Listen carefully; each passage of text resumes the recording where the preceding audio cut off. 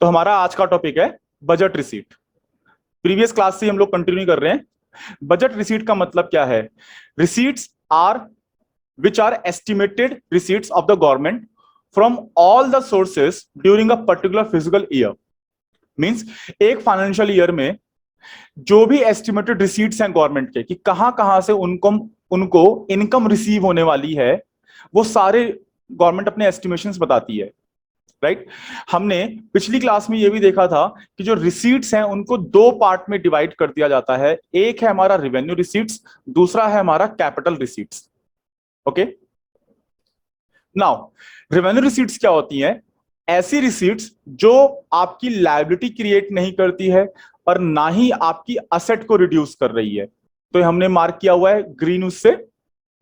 ठीक है, तो ये आप समझ लो, ना ही आपकी कोई लायबिलिटी क्रिएट हो रही है और ना ही आपकी कोई असेट रिड्यूस हो रही है। ऐसी रिसीट्स को हम रिवेन्यू रिसीट्स बोलते हैं। फर्दर मोर, ये जो है रिवेन्यू रिसीट्स जो है रीअकरिंग इन नेचर होती है। रीअकरिंग इन नेचर का मतलब क्या है? जो बार बार होती है। जैसे सैलरी इनकम है, वो मंथली आपको होती है। ठीक, सैलरी इनकम मंथली है, रेंट इनकम है आपको मंथली होती है। ऐसी गवर्नमेंट की इनकम है जो आपको रीअकरिंग बेसिस पे यानी बार बार होती है। इनको हम बोलते हैं revenue receipts. For example, tax levied by government. तो गवर्नमेंट जो टैक्स लगाती है वो गवर्नमेंट की रिवेन्यू रिसीट्स हैं। फर्दर, गवर्नमेंट अपनी रिवेन्यू रिसीट्स को दो पार्ट में बांटती है। एक है हमारे टैक्स रिवेन्यू, दूसरा है हमारा नॉन टैक्स रिवेन्यू। इनको अभी हम डिटेल में और पढ़ेंगे। तो टैक्स रिवेन्यू क्या होते हैं? जो government total sum of money receipt करती है from taxes and duties. Total sum of money जो गवर्नमेंट रिसीट करती है through taxes and other duties. तो अभी हम लोग टैक्सेस को समझते हैं। टैक्सेस क्या होता है? जो गवर्नमेंट आपके ऊपर इंपोज करती है या डिफरेंट डिफरेंट सेक्टर्स या इनकम्स के ऊपर इंपोज करती है। जो आप सर्विसेज एक्वायर कर रहे हैं या जो आप गुड्स परचेज कर रहे हैं या जो आप इनकम अर्न कर रहे हैं, उनके ऊपर गवर्नमेंट टैक्सेस इंपोज करती है। टैक्सेस को आगे फर्दर हम देखते हैं। ध्यान से देखना, अगर हम गवर्नमेंट के टैक्स रिवेन्यू को देखें तो गवर्नमेंट के जो टैक्स रिवेन्यू होते हैं वो दो टाइप के होते हैं। ठीक, या कई सारी इनकम की हम अगर बात करें, for example income tax, corporate tax, जिसको आप कॉरपोरेशन टैक्स भी बोल देते हैं, corporate tax, state duty, gift tax, custom duty. Custom duty क्या होती है? जो बाहर से आप सामान वगैरह मंगाते हैं, बाहर से मेरा मतलब विदेशों से या रेस्ट ऑफ द वर्ल्ड से आप जो भी सामान मंगाते हैं, तो गवर्नमेंट उस पे भी आपसे टैक्स लेती है। कस्टम पे जो पोर्ट पे आके जो पोर्ट पे आता है, फिर वो इंडिया में बाद में आता है, तो पोर्ट पे जो टैक्स पे करते हैं आप उसको कस्टम ड्यूटी बोलते हैं। एक्साइज ड्यूटी, ये अब बंद हो गए हैं, खत्म हो गए हैं।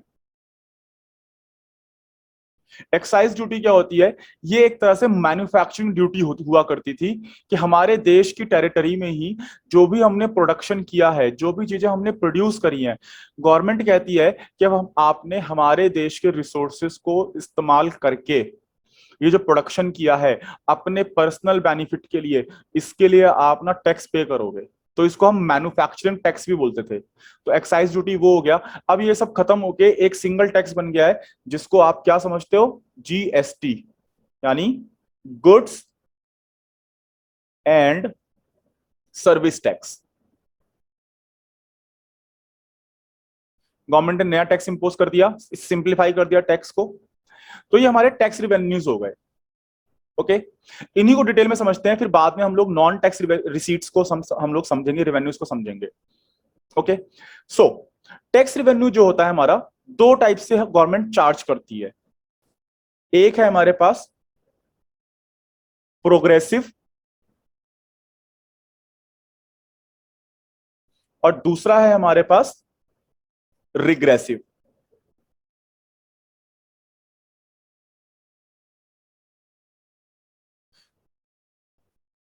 इनको समझते हैं कि प्रोग्रेसिव टैक्सेस क्या होते हैं और रिग्रेसिव टैक्सेस क्या होते हैं।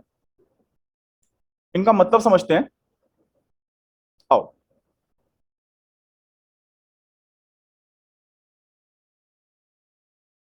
प्रोग्रेसिव टैक्स, तो a tax is said to be progressive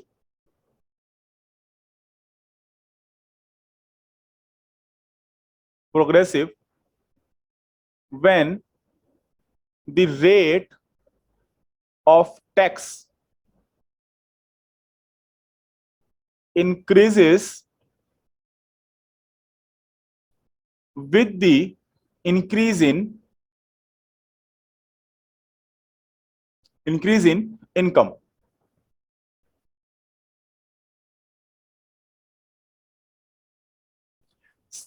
और इसके उलट अगर हम रिग्रेसिव टैक्स की बात करें,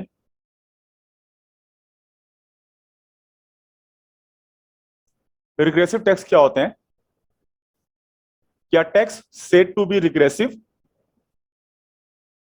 when it causes a greater real burden on the poor than the rich। ये तो मीनिंग हो गई। इस मीनिंग को आओ समझते हैं कि मतलब क्या है इसका।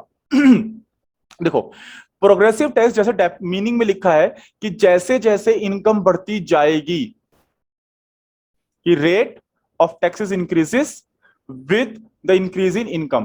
तो जैसे जैसे टैक्स इनकम बढ़ती जाएगी वैसे वैसे टैक्स बढ़ता जाएगा। इसका क्या मतलब है? इसका मतलब देखो ये है कि गवर्नमेंट अमीरों से ज्यादा टैक्स ले रही है और गरीबों से कम टैक्स ले रही है। ये गवर्नमेंट कैसे अचीव करती है? तो इसके लिए हम पहले ना रिग्रेसिव टैक्स को समझते हैं। रिग्रेसिव टैक्स में क्या कहा, गवर्नमेंट एक कांस्टेंट रेट बना देती है कि भाई एक कांस्टेंट रेट से ही टैक्स लिया जाएगा। मान लीजिए कांस्टेंट रेट गवर्नमेंट कहती है कि 10% है। क्या है? 10% है। अब दो लोग हैं, एक है मिस्टर ए और एक है मिस्टर बी।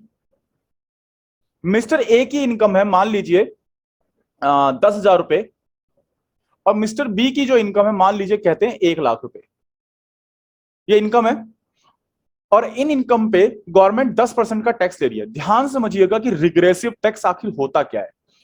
तो आपने टैक्स लगा दिया 10% के हिसाब से, तो दोनों का टैक्स बनेगा, इसका बनेगा आपका 10%, 1,000 रुपए, और इसका कितना बनेगा?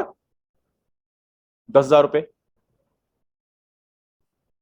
ठीक है? तो दिखने में तो लग रहा है कि भाई दोनों से टैक्स जो है ठीक लिया जा रहा है, कि भाई उसकी ज्यादा इनकम है तो 10,000 का टैक्स बन गया, उसकी इनकम 10,000 है तो उसका टैक्स 1,000 रुपए बन गया। 10% के हिसाब से आप टैक्स ले रहे हैं।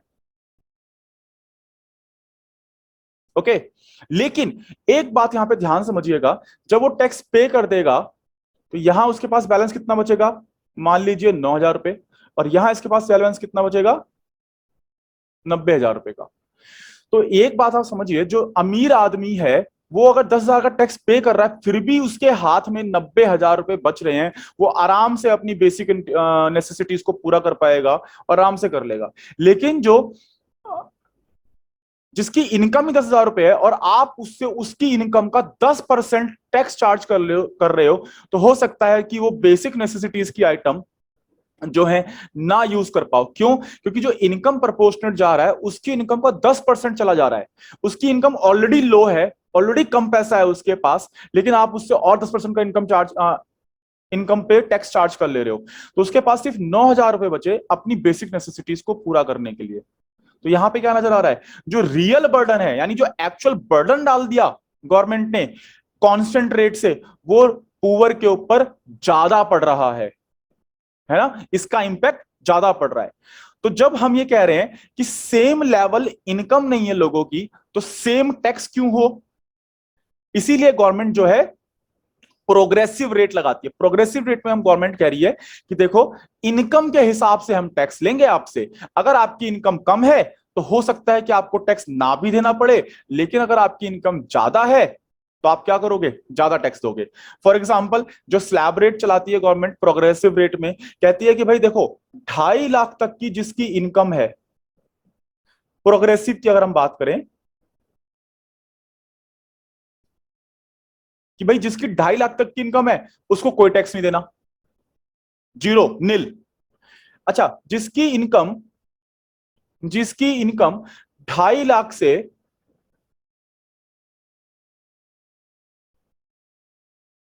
2.5 लाख से 5 लाख तक के बीच में है, उसको 5% के हिसाब से टैक्स देना है। और जिसकी इनकम 5 लाख से 10 लाख तक के बीच में है, उसको 10% के हिसाब से या 20% के हिसाब से, मान लो 20 लिख देते हैं, 20% के हिसाब से टैक्स देना है।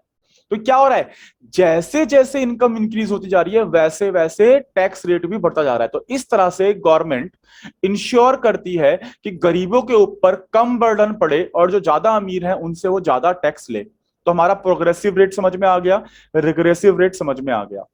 आगे हम देखते हैं वैल्यू एडेड टैक्स को। ये भी एक टैक्स का पार्ट है, टैक्स रेवेन्यू का पार्ट है। इसको हम देखते हैं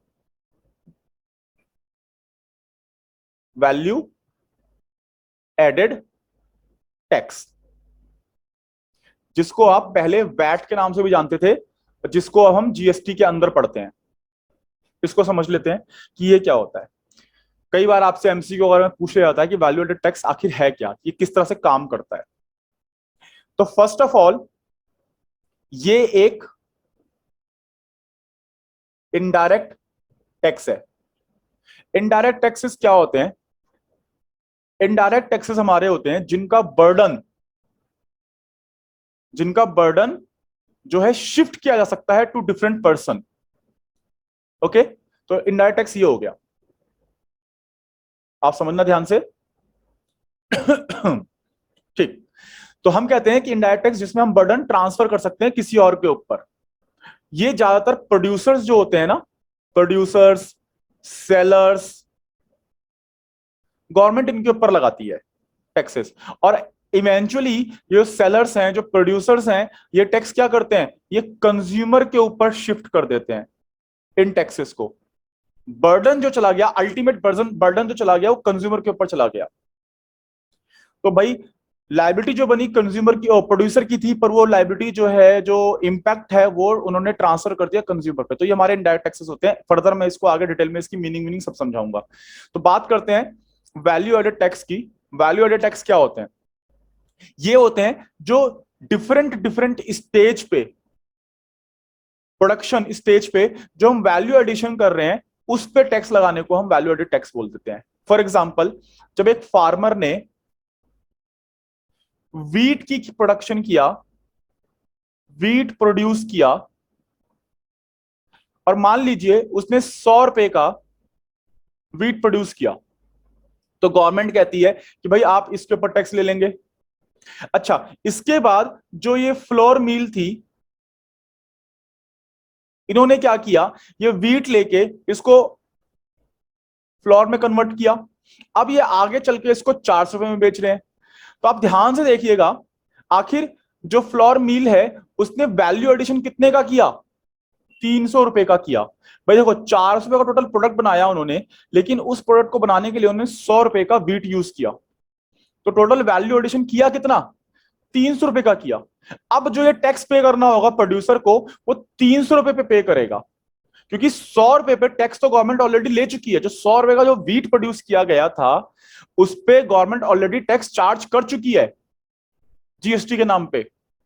दोबारा अगर 400 पे गवर्नमेंट टैक्स ले लेगी तो डबल टैक्सेशन हो जाएगा ये तो इसी से बचने के लिए गवर्नमेंट कहती है कि हम वैल्यू एडिशन पर टैक्स लेंगे। यानी आपने जो भी रॉ मटेरियल को यूज करके कोई नया प्रोडक्ट अगर बना दिया, तो जितना आपने एडिशन किया है वैल्यू में, उतने पे ही टैक्स देना होगा आपको। फर्दर मान लीजिए ये फ्लोर मिल से जो है 400 रुपए का सामान लेके जो ब्रेड कंपनी है, ठीक है, उसने ले लिया और इसका ब्रेड बना के आगे बेचा। मान लो वो बेच इसको आगे 600 रुपए का बेच रही है, ठीक, 600 रुपए का उसको वो आगे बना के बेच रही है ब्रेड। तो देखो पीछे से रॉ मटेरियल कितना यूज हुआ, 400 का, और इन्होंने प्रोडक्शन कितने का किया, टोटल 600 रुपए का। तो वैल्यू एडिशन कितना किया इन्होंने, 200 रुपए का। तो गवर्नमेंट क्या करेगी, इस 200 रुपए पे टैक्स ले लेगी आपसे, ठीक है। तो जो एडिशन हो रहा है हर स्टेज पे, प्रोडक्शन स्टेज पे जो वैल्यू एडिशन हो रहा है, गवर्नमेंट सिर्फ उस पर टैक्स ले रही है, दैट इज वैल्यू एडिशन। आओ इसकी मीनिंग लिख लेते हैं। तो ये क्या है, value added tax is an indirect tax which is imposed on value added at the various stages of production. बस इतना बहुत है, एमसीक्यू के लिए ध्यान से समझना। बाकी सब चीजें तो मैंने आपको समझा दी कि डिफरेंस वगैरह जो होता है, ये जो वैल्यू एडेड होता है वो difference between value of output and value of intermediate consumption के ऊपर होता है। तो आओ इसको भी लिख लेते हैं, value added refers to the difference between value of output and value of intermediate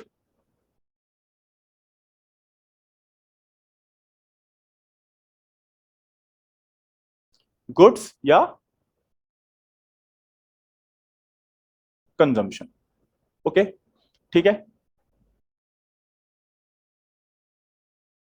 फिर हमारे पास अगला होता है स्पेसिफिक टैक्स। अब स्पेसिफिक टैक्स क्या होते हैं, जो किसी पर्टिकुलर यूनिट या पर्टिकुलर साइज या वेट के अकॉर्डिंगली जो टैक्स लगाया जाता है उसको आप स्पेसिफिक टैक्स बोलते हैं। ओके, इसमें ज्यादा कुछ करने की जरूरत नहीं है। Specific size, specific unit, weight या कोई पर्टिकुलर कमोडिटी, उनके ऊपर टैक्स लगाया जा रहा है, वो स्पेसिफिक टैक्स हो जाते हैं। अब हम लोग समझते हैं आगे direct tax and indirect tax को, कि डायरेक्ट टैक्स क्या होते हैं, इनडायरेक्ट टैक्स क्या होते हैं। आओ सबसे पहले हम डायरेक्ट टैक्स को समझते हैं कि डायरेक्ट टैक्स क्या है। कि अ direct tax is the one on which the final burden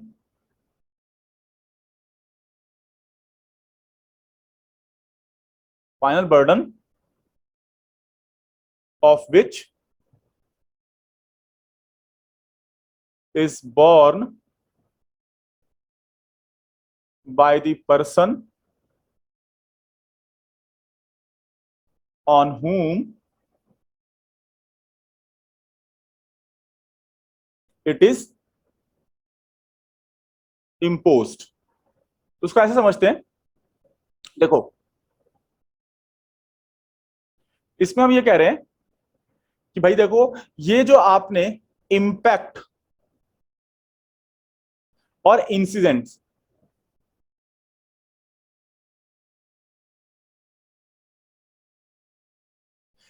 यानी इंपैक्ट किसके ऊपर डाला, इंपोज किसके ऊपर किया, और इंसिडेंट्स किसके ऊपर है, वो सेम पर्सन ही होते हैं।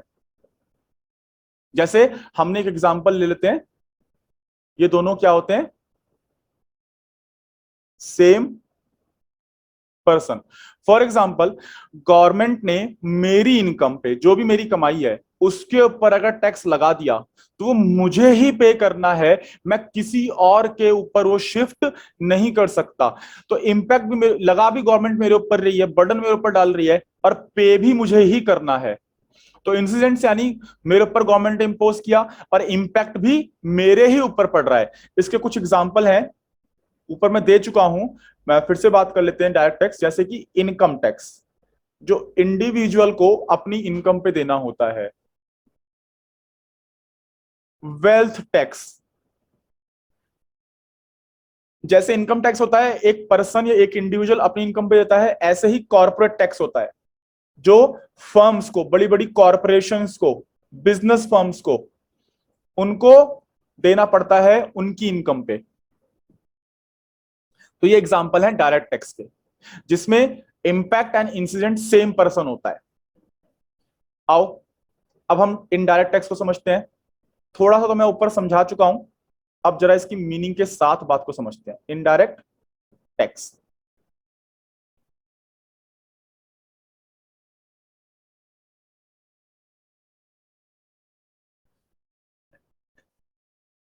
In this type of tax, initial burden और impact is on one person, but he succeeds in shifting the burden to another persons। तो वही सेम बात अगर हम करें इसके अंदर कि भाई देखो इंपैक्ट जो पड़ रहा है, इंपैक्ट एंड इंसिडेंट्स, वो क्या है, वो डिफरेंट पर्सन होते हैं, डिफरेंट पर्सन। तो शॉर्ट में आप याद रख सकते हो, मीनिंग ऊपर लिख दी, जो शॉर्ट शॉर्ट में लिख दिया कि इंपैक्ट यानी गवर्नमेंट ने लगाया किसके ऊपर, पर एक्चुअल बर्डन पड़ा किसके ऊपर। तो ये इनडायरेक्ट टैक्स में ऐसा किया जा सकता है, शिफ्ट किया जा सकता है। फॉर एग्जांपल एक प्रोड्यूसर है, उस प्रोड्यूसर के ऊपर गवर्नमेंट ने जीएसटी लगाया। हम ही अपनी बात कर लेते हैं कि हम एक प्रोड्यूसर है और हम ना क्या बना के बेच रहे हैं, मास्क बना के बेच रहे हैं, फेस मास्क। फेस मास्क बना के हम बेच रहे हैं और हम बेच रहे हैं फेस मास्क, मान लो 50 रुपए का हमने बना के तैयार किया।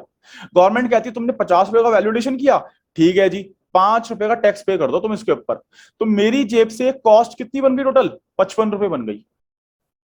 अब आगे मैं क्या कर सकता हूं, फर्दर जब मैं बेचूंगा तो मैं क्या कहूंगा, भाई मेरी जेब से तो 55 रुपए गए हैं और कंज्यूमर से मैं जितने भी रुपए चार्ज करूं, मान लो मैं 60 रुपए चार्ज कर रहा हूं कंज्यूमर से, तो 5 रुपए मेरा प्रॉफिट हो गया।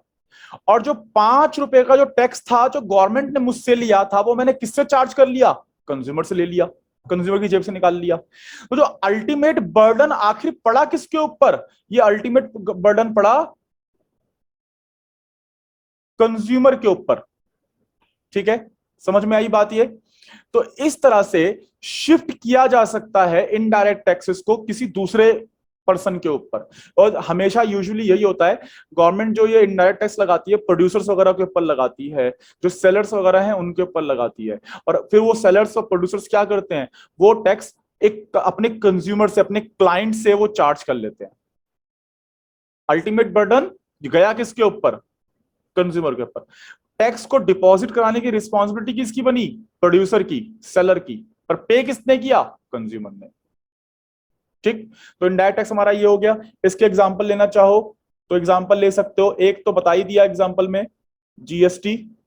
और बहुत सारे टैक्स थे हमारे पास जो मैंने ऊपर बोले हैं, जैसे excise duty, custom duty, value added tax, sales tax. खैर गवर्नमेंट ने ये सारे टैक्स ना खत्म कर दिए हैं, चेंज सबको मिला के इन्होंने, गवर्नमेंट ने अब जीएसटी में कर दिया है, सब कुछ खत्म कर दिया गवर्नमेंट ने। तो ये हमारे थे टैक्सेस जिनको हमने डिटेल में समझा।